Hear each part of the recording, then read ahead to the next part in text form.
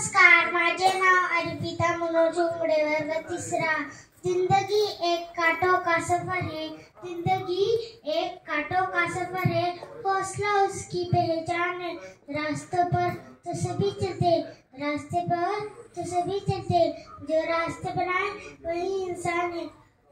भारतीय स्त्रियांना शिक्षणाचे दरवाजे खुले करून देणाऱ्या भारतीय शिक्षणाची ज्ञान गंगोत्री क्रांती सूर्य महात्मा फुले यांना स्त्रीवार अभिवादन। 18व्या शतकाचा काळ होता। स्त्रियांचे जीवन चूल आणि मूल असे मर्यादित होते। स्त्रियांनी शिक्षण घेणे पाप समजले जायचे। अशा या 18व्या शतकात 3 जानेवारी 1831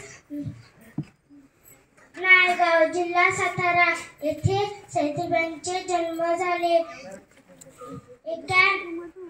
91व्या अध्यायात सुरुवात झाली। म्हणूनच तर म्हणतात, बेटिया सबकी नसीब में कहा होती, बेटिया सबकी नसीब में कहा होती, रब को जो घर पसंद आए वह बेटियां होती।